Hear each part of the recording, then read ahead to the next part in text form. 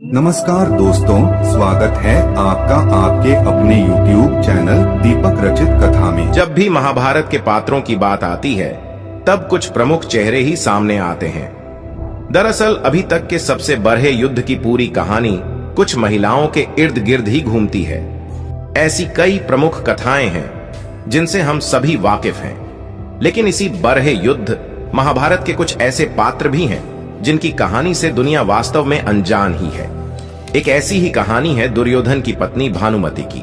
ये एक ऐसी महिला थी जो महाभारत के सबसे चर्चित पात्र दुर्योधन की पत्नी जरूर थीं, लेकिन फिर भी शायद ही कोई इनके बारे में जानता हो।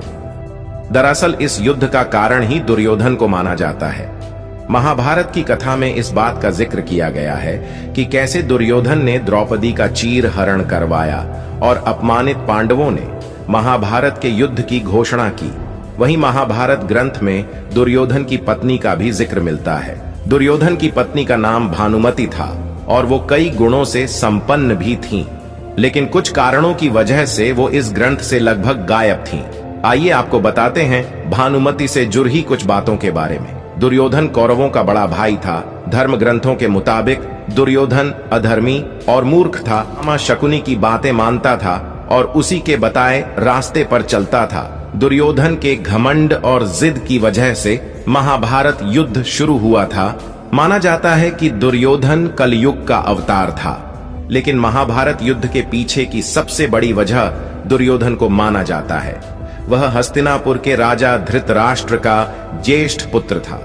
उसकी मां गांधारी थी, जिन्होंने 100 पुत्रों को जन्म दिया था। दुर्योधन कलयुग का अंशावतार था, जिसमें धर्म व सत्य का लोप होता रहता है और बुराइयां बढ़ती जाती हैं। इसलिए दुर्योधन दुष्ट प्रवृत्ति का था। वहीं उसके 99 भाई पुलस्त्य वंश के राक्षसों का अंश थे, इसलिए सभी अधर्मी थे। अब ऐसे में भानुमति कंबोज के राजा चंद्रवर्मा की पुत्री थी।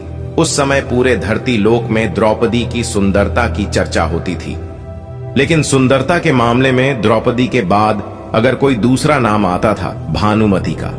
भानुमति सिर्फ अपनी सुंदरता ही नहीं, बल्कि अपनी सुशीलता, ज्ञान, बुद्धि और अपनी ताकत के लिए जानी जाती थी।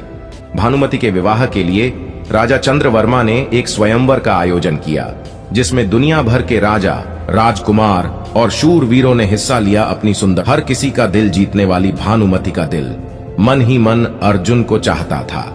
भानुमति वरमाला लेकर स्वयंवर के लिए आए एक से बढ़कर एक पुरुषों के सामने से गुजरने लगी। इस स्वयंवर में दुर्योधन भी आया हुआ था। दुर्योधन पहली नजर में ही भानुमति पर मोहित हो गया और उसने हर कीमत पर भानुमति को अपनी रानी बनाने का फैसला कर लिया था। लेकिन जब भानुमति दुर्योधन के पास आई तो भानुमति दुर्योधन को नजरअंदाज करके आगे बढ़ गई और उसने जबरदस्ती बलपूर्वक भानुमति के हाथों वरमाला अपनी गर्दन में डलवा ली। इस हरकत से स्वयंवर में आए हुए दूसरे राजाओं और दरबारियों ने दुर्योधन का विरोध करना शुरू कर दिया, जिसके बाद दुर्योधन ने इनमें से हरेक को चुनौती दे डाली कि अगर किसी ने भी युद्ध में उनके मित्र कर्ण को पराजित कर दिया तब वह भानुमति को छोड़ देंगे। कर्ण दुर्योधन के बेहद खास मित्र थे, इसलिए वह अपनी मित्रता के खातिर इस काम में भी दुर्योधन का साथ दे रहे थे। भानुमति से विवाह की इच्छा रखने वाले योद्धाओं ने एक एक करके कर्ण को चुनौती देना शुरू किया और कर्ण सभी को धूल चटाते रहे। कर्ण और जरासंध में काफी लंबा युद्ध चला, लेकिन अंत में कर्ण ने जरासंध को भी पराजित कर दिया। कर्ण से मिली ये हार जरासंध के लिए जीवन की पहली हार थी। अब दुर्योधन का विरोध करने वाला कोई नहीं बचा था, जिसके बाद दुर्योधन भानुमति को लेकर हस्तिनापुर आ गया। दुर्योधन की इस हरकत से चंद्रवर्मा अत्यंत दुखी हुए और भानुमति भी इस पूरे घटनाक्रम से बेहद दुखी थी। हस्तिनापुर आने के बाद दुर्योधन ने भानुमति से विवाह रचा लिया। भानुमति की सहेली उनकी बेहद खास थी और वह उसे कभी दूर नहीं करना चाहती थी। दुर्योधन ने अपनी पत्नी की प्रिय सहेली का विवाह अपने प्रिय मित्र कर्ण से करा दिया। भानुमति थोड़े दिनों तक तो दुर्योधन से नाराज रही, लेकिन अंत में उन्होंने दुर्योधन को अपना पति स्वीकार कर लिया। भानुमति सुंदर और बुद्धिमान होने के साथ साथ अपने पति दुर्योधन की तरह बलशाली भी थी। भानुमति कुश्ती की माहिर खिलाड़ी थीं, सती पर्व के अनुसार भानुमति खेल खेल में अपने पति दुर्योधन के साथ कुश्ती खेला करती थी। कुछ समय बाद भानुमति ने जुड़वा पुत्र और एक पुत्री थी। पुत्र का नाम लक्ष्मण और पुत्री का नाम लक्ष्मणा रखा गया। और जब यह दोनों बड़े हो गए तब सांसारिक नियम अनुसार दुर्योधन ने भी इन दोनों के विवाह के बारे में सोचना शुरू कर दिया। अपनी माता भानुमति की तरह लक्ष्मणा भी अति सुंदर, सुशील और बुद्धिमान थी, जिसकी चर्चा चारों ओर होती थी। दुर्योधन कर्ण के साथ अपनी पक्की मित्रता को रिश्तेदारी में बदलना चाहता था, इसलिए उसने लक्ष्मणा का विवाह कर्ण के पुत्र वृषसेन से तय कर दिया था। लेकिन कुरुवंश की गरिमा बनाए रखने के लिए दुर्योधन ने लक्ष्मणा के लिए स्वयंवर का आयोजन किया। इसके लिए दूर दूर से क्षत्रियों को बुलाया गया, लेकिन स्वयंवर से पहले ही दुर्योधन यह तय कर चुका था कि लक्ष्मणा वृषसेन को ही अपना पति चुनेगी। वास्तव में वृषसेन के रूप में लक्ष्मणा पहले ही अपना पति चुन चुकी थी। इस स्वयंवर में श्री कृष्ण के पुत्र सांब भी आए हुए थे। लक्ष्मणा के सुंदरता के चर्चे सुनकर सांब उस पर मोहित हो गए थे और उससे विवाह करना चाहते थे। तब वो माला लेकर सभी के सामने से गुजरने लगी। लेकिन जब वो सांब की उपेक्षा करके आगे बढ़ी तब सांब को ये उपेक्षा बर्दाश्त नहीं हुई। दुर्योधन की बेटी के साथ ठीक वैसा ही हो रहा था जैसा कभी उसने भानुमति के साथ किया था। सांब ने लक्ष्मणा से बलपूर्वक वरमाला अपने गले में पहन ली।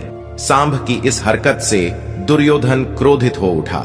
सांब के बंदी बनाए जाने की खबर जब श्री कृष्ण के बड़े भाई बलराम को लगी तब वह गुस्से में आग बबूला हो गए और उन्होंने दुर्योधन से उसका बदला लेने का फैसला किया। बुद्धिमान भानुमति ने मामला अपने हाथों में लेते हुए बलराम से बातचीत करके मामला सुलझाने की कोशिश की और फिर इस समस्या का समाधान निकालते हुए भानुमति ने सांब और लक्ष्मणा रीति रिवाज से करवा दिया।